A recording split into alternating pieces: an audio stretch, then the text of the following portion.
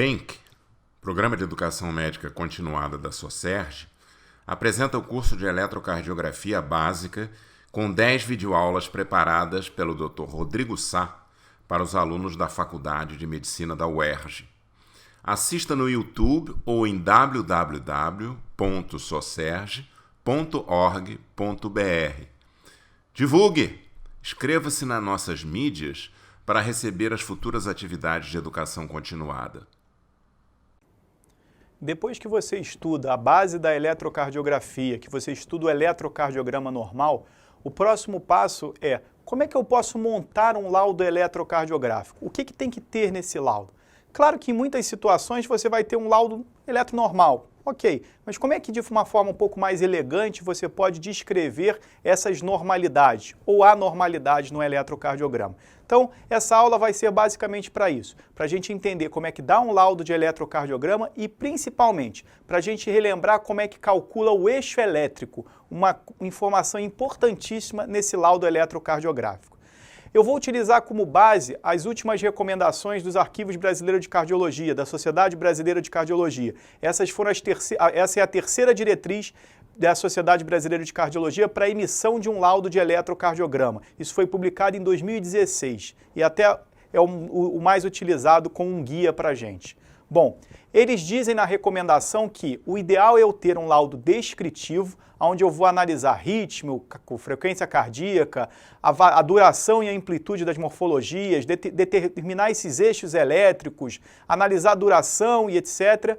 E a repolarização ventricular.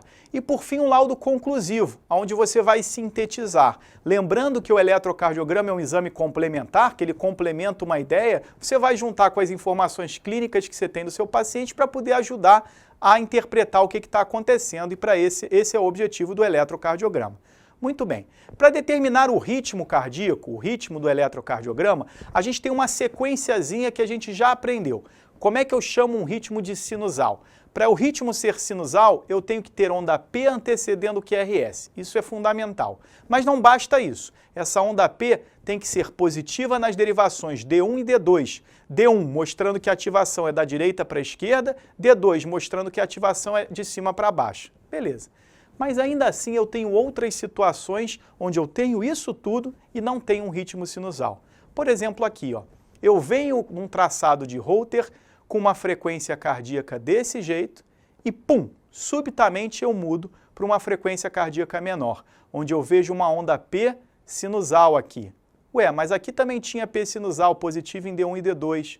Ok, mas importantíssimo, o nódulo sinusal não tem paroxismo, ou seja, ele não pode terminar subitamente e mudar bruscamente de frequência cardíaca. Isso é o comportamento de arritmias outras, de arritmias atriais, de arritmias até ventriculares fazem isso. No caso aqui não é isso, mas é uma arritmia atrial. Então o nódulo sinusal ele é não paroxístico, o nódulo sinusal ele é automático. Quando a gente tiver as aulas de arritmia e mecanismos produtores de arritmia, eu vou explicar isso melhor. Mas ele consegue progredir progressivamente a sua frequência e diminuir progressivamente. Eu não posso subitamente sair de 120 batimentos por minuto para 60, 70 batimentos por minuto num ritmo sinusal. Claro, posso ter bloqueios sinatriais, outras coisas, mas guarda essa informação. O ritmo é sinusal quando o P antecede o QRS, quando ele é positivo em D1 e D2 e quando tem um comportamento não paroxístico. Beleza.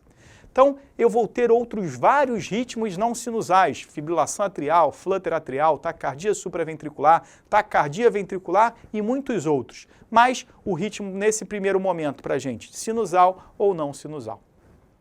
Como é que eu calculo a frequência cardíaca? Quando eu falo sobre frequência cardíaca, eu posso falar uma coisa meio decorada. Ah, eu pego duas cristas de complexo QRS, vejo quantos quadradões tem essas duas cristas e faço a conta, 300 dividido sobre o quadradão. Mas de onde vem essa informação? Qual é a base para eu calcular a frequência cardíaca? Vamos recordar um pouquinho. Para isso você tem que lembrar quanto corre o papel de eletrocardiograma na calibração normal. O papel de eletrocardiograma na calibração normal corre a 25 milímetros por segundo. Eu posso botar ele para andar mais rápido, ele vai correr a 50 milímetros por segundo, ou mais lento, 12,5 milímetros por segundo. Isso vários monitores permitem, o próprio eletrocardiógrafo permite. Na sala de eletrofisiologia eu posso botar para andar a 100, 200, 300 milímetros por segundo. Mas, na prática, no eletro normal, corre a 25 milímetros por segundo. Ou seja, eu ando 25 milímetros, 25 quadradinhos a cada 1 segundo. Só que eu quero a frequência em batimentos por minuto. Então eu vou usar aqui, ó, 60 segundos, 1 minuto. E vou ter esse X aqui como a minha incógnita, a minha dúvida aqui, ó. Quantos milímetros eu vou andar após 60 segundos? Essa conta vai dar 1.500. Ou seja, o papel anda durante 1 minuto, 1.500 milímetros, 1.500 quadradinhos. Bom, se ele anda 1.500 quadradinhos, de quanto em quanto tempo eu tenho um batimento? Eu tenho um batimento, por exemplo, a cada 21 quadradinhos, como nesse meu exemplo aqui, ó. Eu tenho 5, 10, 15, 20, 21. A cada 21 quadradinhos eu tenho um batimento. Como é que eu vou fazer então essa conta? Eu vou dividir 1.500 dividido pelo número de quadradinhos. 1.500, que é o tempo que ele corre todo, dividido por pedacinhos de 21, vão me dar 71 batimentos por minuto. Essa vai ser a minha frequência cardíaca precisa, 71 batimentos por minuto. Então eu conto quantos quadradinhos tem entre esses dois QRS e faço a conta 1.500 dividido por quadradinho. Da onde veio o 1.500? Veio disso aqui, ó. Eu defini o 1.500 porque durante 60 segundos, 1 minuto, o papel andou 1.500 milímetros, 1.500 quadradinhos. Eu posso simplificar essa fórmula e usar essa regrinha que eu usei para vocês. 1.500 dividido pelo número de quadradinhos, mas eu posso simplificar isso pela quinta parte. Em vez de usar 1.500, eu vou usar 300. E em vez de usar quadradinho, eu vou usar quadradão. 300 dividido pelo número de quadradão vai me dar a frequência aproximada. 300 dividido por 1, 2, 3, 4. 300 por 4 dá mais ou menos 75 batimentos por minuto. Então, já é o suficiente. 1.500 dividido por quadradinho ou 300 dividido por quadradão.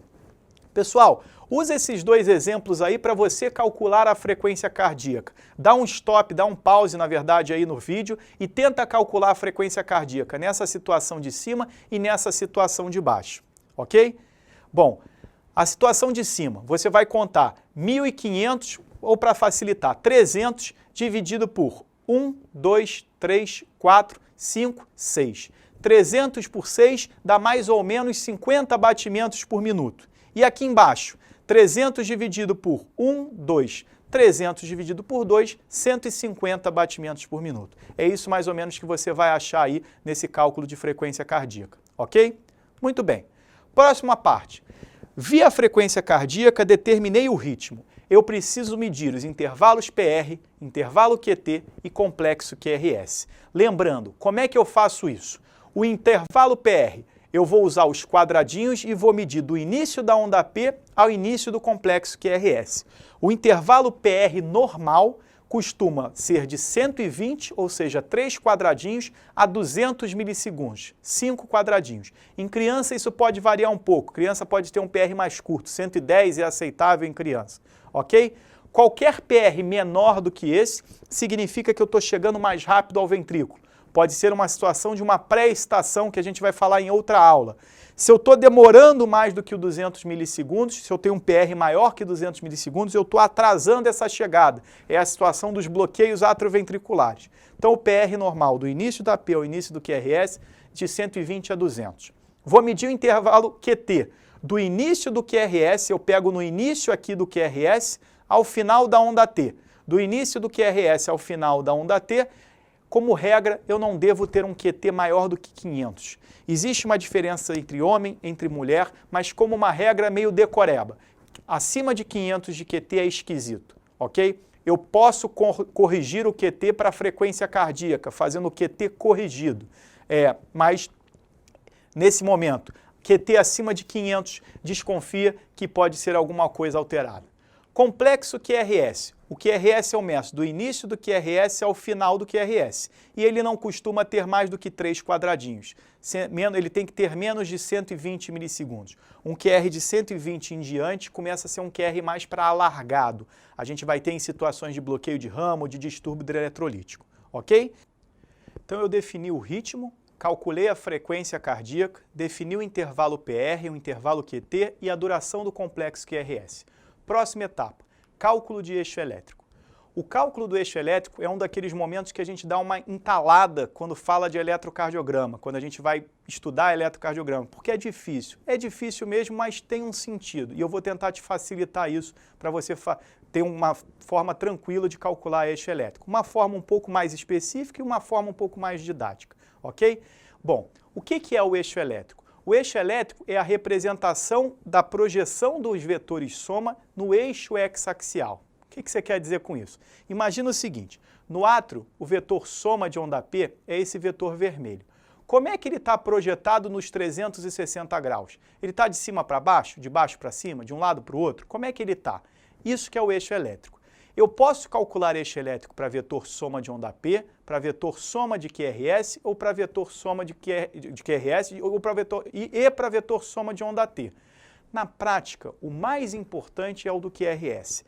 Como critério para sobrecargas atriais, pode-se utilizar o vetor soma de onda P, mas hoje em dia ele é pouco utilizado. A gente usa muito o vetor soma de QRS. Esse que vai ser importante. Então eu vou te ensinar a calcular o eixo elétrico do QRS e você pode usar o que a gente aprendeu para calcular o de soma de P e o de onda T, ok? Então a primeira etapa, eu preciso somar os vetores de QRS. Eu vou pegar então esse primeiro vetor, vou juntar com o segundo, vou juntar com o terceiro e vou juntar com o quarto. Vou usar aqui a regra do polígono para cálculo de vetor soma de QRS. E eu tive esse vetor soma. Esse vetor soma eu chamo de SAQRS, vetor soma de ângulo de QRS. E eu vou pegar esse vetor soma e vou jogar naqueles 360 graus para saber como é que ele fica projetado. Eu queria só fazer um parêntese. O plano frontal é esse plano que a gente definiu, esse eixo x-axial. E aqui existe uma quantificação em graus. O que eu quero dizer com isso?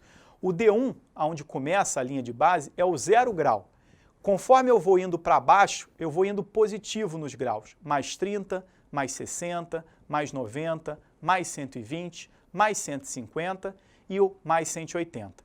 Quando eu vou para cima, eles são os graus negativos. Menos 30, menos 60, menos 90, menos 120, menos 150 e aqui menos 180. Então, é assim que a gente vai utilizar.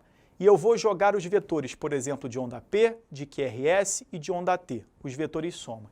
E vou poder dizer lá no meu laudo, o SAQRS está entre o mais 30 e o mais 60. É para isso que a gente vai, é assim que a gente vai usar para dar no laudo o eixo elétrico. Mas para que eu calculo o eixo elétrico? Eu posso calcular o eixo elétrico de onda P para, por exemplo, avaliar sobrecargas atriais. Na sobrecarga atrial direita, o vetor soma de onda P ele vai ser mais verticalizado. Na sobrecarga de átrio esquerdo, o vetor soma de onda P vai ser mais horizontalizado. Mas ele muda pouco, muda 20, 30 graus. Isso às vezes é incapaz de te ajudar plenamente no laudo. No ventrículo isso ajuda bastante, pessoal. Na sobrecarga ventricular direita, às vezes uma das únicas alterações que a gente vê no eletrocardiograma é o desvio do eixo elétrico de QRS para a direita. Na sobrecarga ventricular esquerda, isso é menos importante, digamos assim, porque eu tenho vários outros critérios e ele não costuma deslocar muito o eixo elétrico, mas isso pode acontecer. Então é importante eu calcular esse eixo elétrico. Para calcular o eixo elétrico, vamos de uma forma bem tranquila explicar como é que eu faço esse cálculo. Vamos entender a partir do vetor. Então o que eu fiz foi somar aqueles vetores de QRS, eu tinha feito isso aqui para vocês, e cheguei ao vetor soma. Eu vou arrastar esse vetor soma para esse meu eixo x-axial, que por enquanto só tem 4 quadrantes, só tem 2 divisões. Ó, eu dividi entre o AVF e o D1, ok? O observador do D1 está aqui, o observador do AVF está aqui embaixo. Muito bem. Eu tenho que chegar do vetor no eletro. Vamos pensar. O meu observador colocado aqui no D1, como é que ele está vendo esse vetor aqui? Positivo ou negativo? Ou seja, quando eu olhar o meu traçado, o meu D1, como é que vai estar predominantemente o QRS? positivo ou negativo? Vamos lá. Se o vetor está caindo para cá no eixo elétrico, o D1 está vendo ele como positivo. Quando eu pegar o meu papel de eletrocardiograma, aconteça o que acontecer, a maior parte dele está positivo. Beleza. AVF, o observador está aqui embaixo. Como é que o vetor caindo nesse quadrante, o AVF vai enxergá-lo? Positivo ou negativo? Caindo nesse quadrante, o AVF vai enxergá-lo como positivo. Então, no meu papel de eletrocardiograma, o AVF vai estar predominantemente positivo. Beleza. Então, se eu vejo no traçado D1 positivo e AVF positivo, eu vou estar dentro do quadrante da normalidade, que é entre o 0 e o mais 90. É o quadrante normal. Olha, em termos vetoriais, a sequência, pelo menos, está acontecendo na direção certa. Ok. E se o vetor estiver caindo para cá, que a gente chama de deslocado para a esquerda? Algumas situações fazem isso. Bloqueio divisional antissuperior, infarto de parede inferior e algumas outras coisas, estimulação de marca-passo, pré-excitação ventricular, podem deslocar o eixo elétrico ali para cima. Como é que a gente vai ver o D1 e o AVF se o vetor estiver caindo aqui para cima? Vamos parar para pensar. O D1 vai ver positivo, mas e o AVF? O AVF vai registrar o QRS predominantemente negativo. Então, quando eu olhar no meu traçado de eletro, um D1 positivo com AVF negativo, o eixo está aqui para cima. Ok?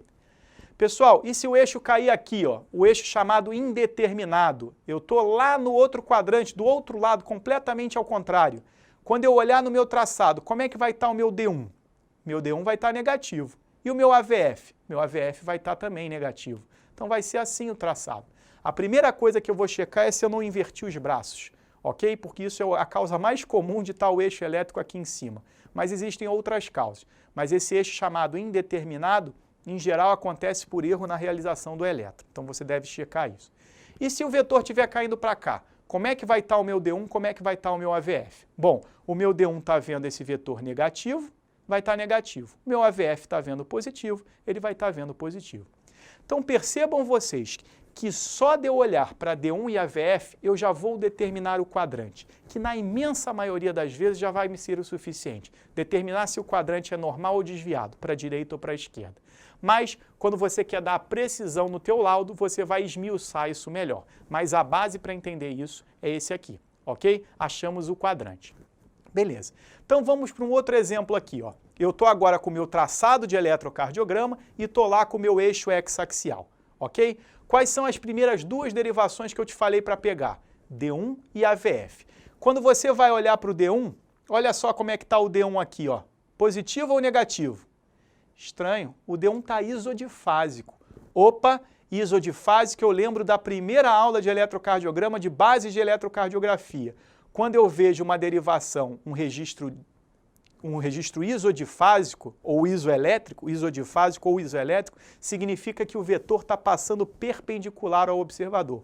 Perfeito. O que eu quero dizer então? Se o D1 está vendo um QRS isodifásico, significa que o vetor soma de QRS está passando perpendicular ao D1.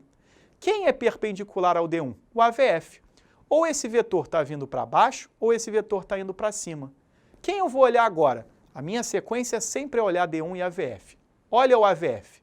Se o AVF está positivo, significa que o vetor está indo em direção ao AVF. Então, você acha que o vetor está vindo aqui para baixo ou está indo lá para cima? Bom, se o AVF está positivo, o vetor está vindo aqui para baixo. E se está perpendicular ao D1, está exatamente em cima do AVF. Então, olha o eixo elétrico aqui como é que está caindo. Em mais 90 graus. No seu laudo, você pode precisar. Você disse ritmo sinusal, frequência cardíaca de 75 batimentos por minuto, intervalo PR de tanto, intervalo QT de tanto, eixo elétrico de QRS em mais 90 graus. Beleza. Eletrocardiograma. Nesse momento, você não viu nenhuma alteração, por enquanto tudo normal. Beleza? Vamos colocar esse nível de dificuldade do eixo elétrico como nível 1 de 3. Esse tinha logo um isodifásico na primeira derivação. Vamos para o nível 2 de dificuldade. Olha lá. Preciso do eixo x-axial. Está aqui, ó. Quais as primeiras duas derivações que a gente olha? D1 e AVF. Olhei para o D1. D1 positivo. Significa que o eixo elétrico está caindo para cá, para frente do D1. Beleza. AVF. AVF positivo. O eixo elétrico está caindo para cá, para frente do AVF. junta as duas informações. Juntando as duas informações, eu já sei que o quadrante é o quadrante da normalidade. Beleza. Uma vez que você achou o quadrante, agora busca nas outras derivações se tem alguém isodifásico. Tem alguém isodifásico? Opa, o AVL é isodifásico. Beleza. Se o AVL é isodifásico, como é que está passando o eixo elétrico em relação ao AVL? Pensa. Está perpendicular ao AVL. Quem é perpendicular ao AVL? D2. Pessoal, eu preciso olhar para o D2 para dizer que ele está aqui para baixo, ou eu já sei que ele está aqui para baixo porque eu determinei esse quadrante? Já sei que ele está para baixo porque eu determinei o quadrante. Então o eixo elétrico vai estar exatamente em cima do D2, porque ele está isodifásico para o AVL, e vai estar exatamente aqui para baixo, porque eu já sabia aquele quadrante. O eixo elétrico do QRS está em mais 60 graus. Então, pessoal, primeira coisa, olha para o D1, olha para o AVF, acha o quadrante. Achado o quadrante, procura se tem alguém isodifásico. Tem alguém isodifásico? Beleza, está perpendicular a ele. É só você ver quem é perpendicular a ele e jogar no quadrante que você estava, que você mata o eixo elétrico. Agora, nível 3 de dificuldade, quando não tem ninguém isodifásico. Existem várias técnicas para calcular eixo elétrico, vários macetes. Olhar o mais iso, olhar o maior. Pessoal, eu quero que você entenda qual é a lógica exata do cálculo do eixo elétrico. Certamente não é a forma mais fácil de calcular o eixo elétrico, mas é a forma mais precisa desse cálculo. O que eu quero te dizer? Eu vou olhar para as primeiras duas derivações. Quando eu olho para o D1 e vejo um QRS predominantemente positivo, eu sei, e o que eu quero dizer é que o eixo elétrico está caindo aqui, ó, para frente do D1. É isso que eu quero dizer. Depois do D1 eu te falei, pega o AVF. Quando eu pego o AVF, vejo que o QRS, o eixo de QRS que a gente está calculando, o QRS é predominantemente positivo, eu sei que ele está para frente do AVF. Então ele está aqui, ó. Esse é o AVF. Juntando as informações, eu já sei que eu estou no quadrante da normalidade. Nessa etapa, eu ia procurar se tem alguém isodifásico, mas não tem ninguém isodifásico. Ah, o AVL é quase isodifásico. Ok, mas vai desse jeito para você não ter risco de errar. Não tem ninguém isodifásico. Pensa um pouquinho. Adianta eu olhar para o D2? Ou eu já sei que o D2 é positivo? O D2 está aqui dentro, você já sabe que ele é positivo. Adianta olhar para o AVR? Ou eu já sei que ele é negativo? Não adianta olhar para o AVR porque eu já sei que ele é negativo. Então, pessoal, não adianta pegar ninguém que está aqui dentro. Vamos pegar alguém que está aqui fora. Por exemplo, o AVL. Como é que é o AVL? Olha, o AVL, apesar de quase iso, ele é predominantemente positivo. Significa que o eixo elétrico está caindo para frente do AVL. Ele está caindo assim, ó. Opa, eu já fechei mais um pedacinho aqui, ó. Ou o eixo elétrico está entre 0 e mais 30, ou o eixo elétrico está entre mais 30 e mais 60. Quem eu posso pegar agora? Quem está faltando? D1 eu já peguei, AVF eu já peguei, AVL eu já peguei. D2 não me ajuda, AVR não me ajuda. Quem me ajuda agora? Quem pode me ajudar agora é o D3. Eu vou olhar para o D3. D3 é predominantemente positivo, significa que está à frente do D3. Então, eu juntando as informações, está aqui, ó. Quando eu juntar essas interseções, eu vou ter precisão no eixo elétrico. O eixo elétrico está entre mais 30 e mais 60 graus. Pessoal, mais uma vez, essa não é a forma mais fácil de calcular eixo elétrico, mas é a forma mais precisa. Com isso, você sempre vai saber exatamente aonde está o eixo elétrico. No caso aqui, o eixo elétrico está entre mais 30 e mais 60. Então, como é que a gente vai fechar nosso laudo nesse momento? Nosso laudo vai estar ritmo sinusal, frequência cardíaca de tanto, ritmo sinusal ou não sinusal, frequência de tanto, PR de tanto, QT de tanto, eixo elétrico entre mais tanto, ou entre menos tanto e menos tanto, ou precisamente tanto. E o diagnóstico, se você souber nesse momento. Ok? Então, essa é o eletrocardiograma normal. Pessoal, vou deixar um eletro aqui para você calcular o eixo elétrico, ver o PR, ver o QT e tentar treinar isso tudo que a gente já viu. Ok? Dá um pause aqui para você poder fazer o laudo eletrocardiográfico desse eletrocardiograma. Beleza? Falou!